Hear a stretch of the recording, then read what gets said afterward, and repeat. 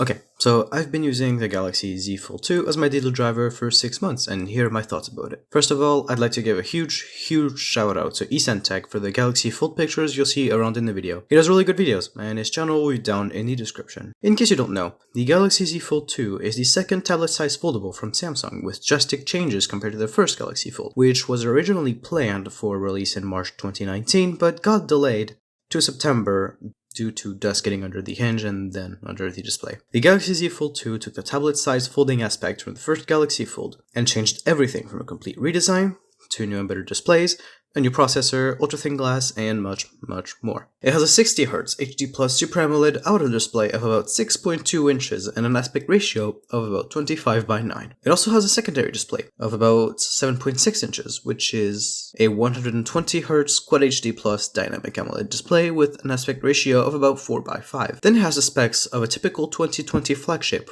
with fast wireless charging, reverse wireless charging, flagship grade cameras, a Snapdragon 865 Plus, and much more. So how has my experience been with this device? Honestly, it's been flawless. Social media apps like Instagram, Snapchat, etc. work perfectly fine on the Z Fold 2, with Snapchat having close to camera quality shots actually. However, social media apps are indeed better suited for the smaller display, as there's more content being shown, as it's mostly a vertical scrolling app. Apps that do have a tablet-sized mode, however, like Spotify, YouTube, Mail, Files, etc., all work perfectly fine with the Z Fold 2. Samsung also recently released an update to Multi-Star, which is a good luck module, allowing foldables and tablets to force portrait apps like Snapchat in landscape mode. And now let's get to the battery life. The battery life on this guy has been a monster. It lasted me easily through the day, with about 8 to 12 hours of screen on time, with the bigger display on 120Hz on most days where I'm not using mobile data. A couple things I wish this phone had was an IP rating, as I know this phone is 100% capable of one because it passed many lower level water tests. I recommend watching this one video from Tech once again. Link will be in the description. I also wished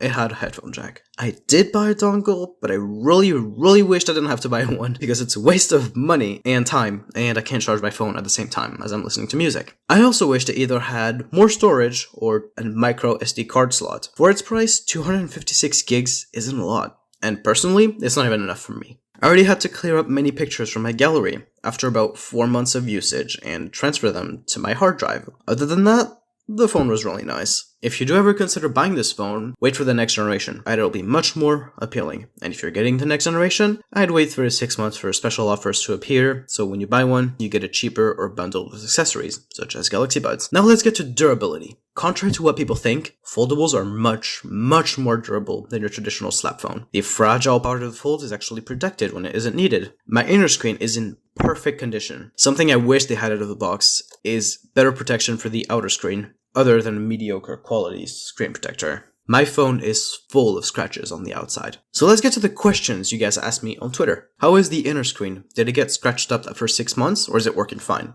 Also, the inner screen is 120Hz, while the outer screen is 60. So did you feel like they should have opted in for 120Hz for both of the panels? So yeah, as I said earlier, my inner screen is in perfect condition compared to my outer display with a lot of scratches. The difference between 60Hz and 120Hz when switching in between the two displays is, at least for me, not that noticeable. I'm willing to bet it is because of the 240Hz touch sample rates on both displays. You do notice it for a second though, that there's a little bit of a slowdown, but then you go on with your day and forget about it. However, for the $2,000 or $2,500 price tag in France, they should have opted in for a 120Hz outer display of at least Full HD. Second question.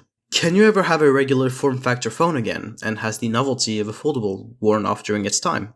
Honestly, I don't see myself using a regular slap phone again anytime soon as a daily driver. A foldable phone filled in the gap for me, for the bigger screen for media consumption. And to say the least, folding and unfolding the phone is still as fun as day one. Last but not least, is the Fold feature something you'd actually consider useful in the long term, or do you think it's more of a gimmick? Honestly, it depends on the person. And personally, I use it a lot, probably daily, for multitasking, school-related stuff such as online textbooks, and media consumption. Okay, so I think that's all that needed to be said for this video. I know it's a short one. In conclusion, the Z Fold 2 is a great phone. Would I recommend it to anyone for the full $2,000? No. But for the prices going on right now, which is about 1 to 1.5K, yeah, I would. It's a great and durable phone, contrary to what other people who haven't used it think. So I hope you enjoyed the video, see you in the next one.